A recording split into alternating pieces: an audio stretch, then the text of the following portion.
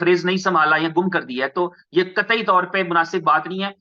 इस दफा जो है उमर भाई ने अपनी सपोर्ट टीम को सख्ती से कह रखा है, there will be no request entertain. किसी रिक्वेस्ट को एंटरटेन नहीं करना जो कहे कि मैंने अपनी प्राइवेट की गलत कर दी है या मैंने गुमा दी है, लॉस्ट कर दी है, तो फिर ये उसका नसीब है।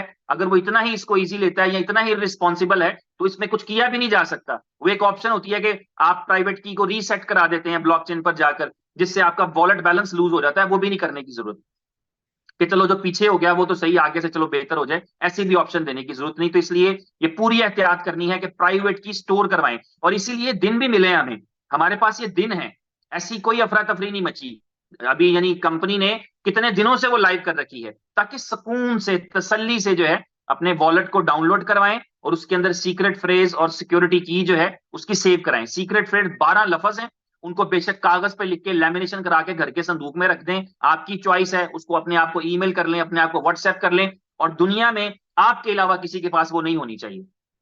तो अपनी प्राइवेट की स्टोर करें, अपना सीक्रेट फ्रेज स्टोर करें, उसके बाद आप लॉगिन कर लेते हैं, उसमें इंपोर्ट करते हैं तो लॉगिन आपका ऑटोमेटिक है, इसमें यूजर नेम पासवर्ड नहीं होता।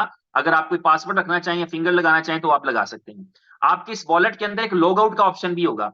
ये लॉग आउट असल में एप्लीकेशन का लॉग आउट नहीं, ये वॉलेट का लॉग आउट है। तो आप आपका जो वॉलेट है वो आपको बाहर निकाल देता है। जब आप लॉग आउट पे क्लिक करते हैं तो आप बिल्कुल पहली स्क्रीन पे आ जाते हैं।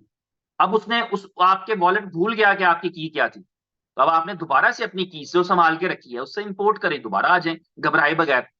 लॉग आउट का मतलब होगा वो आपको बाहर निकाल देगा। अब आपने ये एप्लीकेशन का लॉग आउट नहीं है, कोई नॉर्मल नहीं है, फेसबुक का लॉग आउट नहीं है कि अच्छा यूजर नेम पासवर्ड डाल के लॉगिन कर लिया, प्राइवेट की से पहले ही आपने लॉगिन किया था। अब फिर प्राइवेट की इंपोर्ट करें, नया नहीं क्रिएट करना, वही प्राइवेट की जो संभाल के रखी थी लॉगिन करें। और जिसने नहीं किया वो एक एक बार प्रैक्टिस कर ली, अभी चंद घंटे बाकी है, अभी थोड़ा टाइम बाकी है, तो आप उसकी प्रैक्टिस कर लें। अच्छा मैं लॉग आउट हुआ, अब मैंने लॉग इन कैसे करना है। तो इस तरह आपकी एप्लीकेशन बन जाएगी।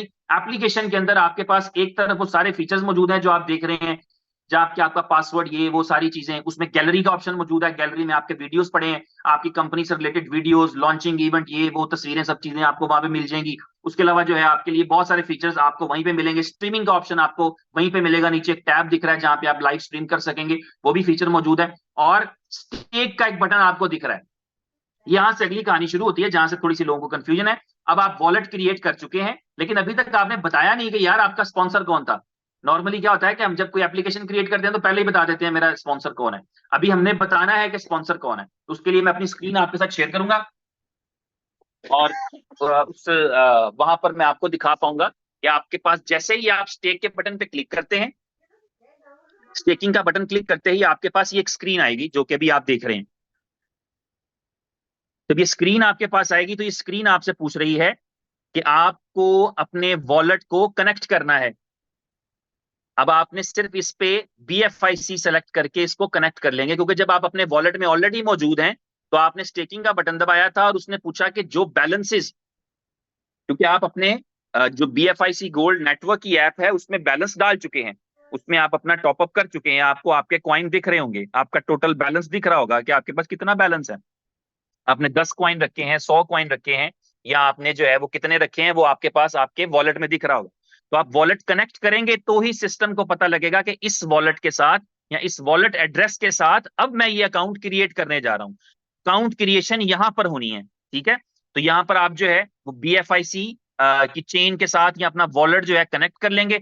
जैसे ही वॉलेट कनेक्ट करेंगे तो आपके पास एक फॉर्म खुल जाएगा, और वो मैं आपके साथ अभी शेयर कर देता हूं। जो आपका फॉर्म है, ये आपके पास फॉर्म खुल जाएगा। इसे कहते हैं स्टेकिंग प्रोफाइल क्रिएट करना। तो आप अपना स्टेकिंग प्रोफाइल क्रिएट करेंगे, जिस प्रोफाइल को क्रिएट करते हुए आप बताएंगे कि आपका यूजर नेम, आपका फुल नेम क्या है। इसे जो है वो आपको एप्लीकेशन में दिखेगा, फिर आपको भी दिखेगा और आपके स्पॉन्सर या आपके अपलायंस को भी दिखेगा, अगर आपने सब्सक्रिप्शन नहीं ले रखी होगी अपना हाइड करने वाली तो। और उसके बाद अपना यूजर नेम आप सेलेक्ट करेंगे, 4 डिजिट से लेके 10 12 14 की कोई लिमिट होगी, इन बिटवीन आप अपना कोई प्यारा सा यूजर नेम रखेंगे।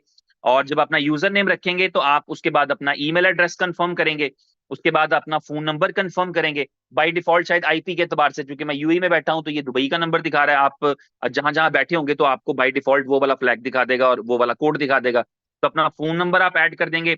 और अब यहां पर बात आएगी कि आपको अपना रेफरल ID जो है, अपने स्पॉन्सर का रेफरल ID देना है। ठीक है। तो यहाँ पर नॉर्मली क्या होता है कि आपके पास ये लिंक आता है तो लिंक से खोल लेते हैं। अदरवाइज हमें ये भी कर सकते हैं कि हम एक मैसेज बनाएंगे, उस मैसेज में हम पर्टिकुलरली अपना जो है वो यूजर नेम मेंशन कर देंगे। यहाँ पर हमारे पास इंपॉर्टेंट चीज है जो समझने वाली, वो ये है कि हमारे पास दो यूजर आईडी जनरेट होंगे।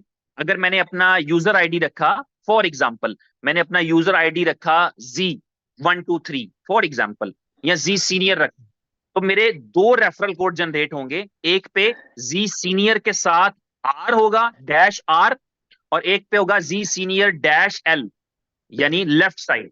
यानी दो रेफरल मंजिल क्यों कोड काम हर करता यूजर के पीछे पीछे। जनरेट होंगे। एवरीवन हाँ हैव चीजें। Will have two user names, two referral IDs. तो हमारी दो रेफरल आईडीज होंगी। बनाएंगे हम एक ही यूजर नेम सेट करेंगे, लेकिन हमारे अकाउंट में दिखेगा कि हमारे लेफ्ट वाले के साथ डैश एल है, हमारे राइट वाले के साथ डैश आर है।